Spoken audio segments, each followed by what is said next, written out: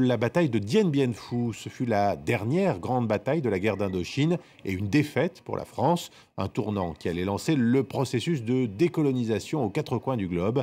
Cyril Payen s'est rendu dans le district de Dien Bien Phu à la recherche de la mémoire collective de cette bataille historique. Voici son reportage.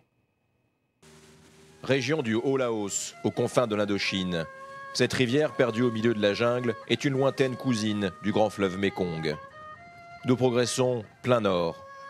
Bientôt, nous allons franchir la frontière avec le Vietnam, la frontière du temps aussi. Là, c'est la colline Béatrice. Et là, c'est Eliane. Neve est un vétéran du Vietnam, encore hanté par la guerre. Il a quitté l'Australie pour habiter ici, à Dien Bien Phu. Il y a 60 ans, c'est dans cette vallée encaissée qu'a eu lieu l'une des batailles les plus furieuses, les plus meurtrières de l'histoire contemporaine. 57 jours, 57 nuits, des milliers de morts. Une incroyable défaite française, le tournant des guerres de décolonisation. C'est très spécial ce que l'on ressent ici à Dien Bien Phu. Il y a eu autant de héros dans chacun des deux camps. La victoire vietnamienne à Dien Bien Phu a précipité le départ du pouvoir colonial français en 1954 et la partition du Vietnam. Les vestiges du théâtre d'opération sont gardés intacts par le régime de Hanoï, plus d'un demi-siècle plus tard. Le Parti communiste vietnamien se raccroche comme il peut au symbole des temps héroïques. Les gens viennent ici pour mieux comprendre notre histoire, pour se rendre compte aussi de l'importance de cette victoire. Et puis venir se recueillir à Dien Bien Phu, c'est surtout une manière de rendre hommage à nos aînés qui se sont sacrifiés pour l'indépendance. J'ai étudié la bataille dans les livres d'histoire. Ma famille s'est battue ici. Je voulais voir comment c'était. 2293 soldats français sont tombés à Dien Bien Phu. 8000 mourront plus tard en captivité, comme plus de 3000 militaires indochinois engagés auprès des Français. Une simple stèle a été élevée ici, à leur mémoire, par un ancien légionnaire. C'est là aussi que des familles d'anciens combattants français viennent discrètement exaucer leur dernière volonté. Leur souhait, c'est d'être enterrés ici. Mais il n'y a pas de cimetière construit pour eux.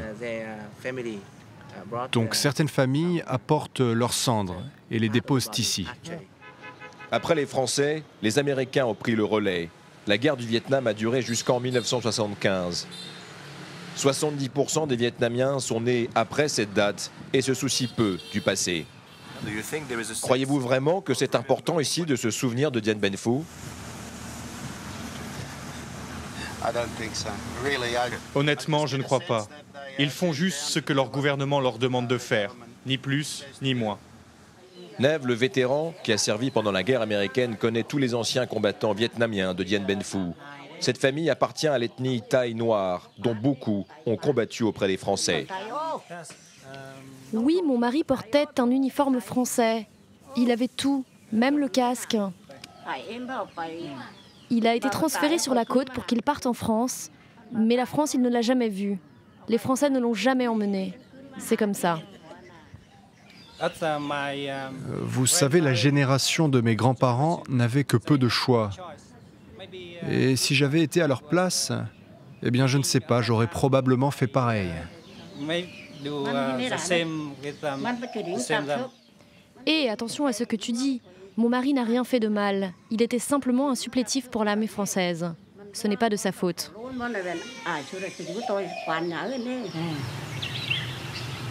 La victoire surprise des forces vietnamiennes fut déterminante, mais comme tout au long du conflit, le bilan humain s'avère énorme. Un sacrifice suprême qui emporte officiellement 8000 soldats Viet Minh. Nous allons retrouver l'un des derniers anciens combattants de Dien Bien Phu. Le vétéran miraculé a effacé de sa mémoire, volontairement ou pas, toute référence à la grande bataille. Il ne nous livrera rien, à part un mot, exhumé du temps lointain de la présence française au Vietnam.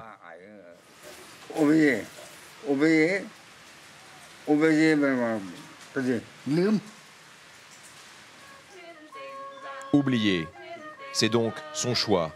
Oublier la guerre, le sacrifice, les âmes de tous ceux qui hantent encore la plaine de Dien Bien Phu. Dien Bien Phu, 60 ans après, c'était un reportage de Cyril Payen. On passe à l'actualité sportive à présent. Au sommaire ce matin, du ski et du foot.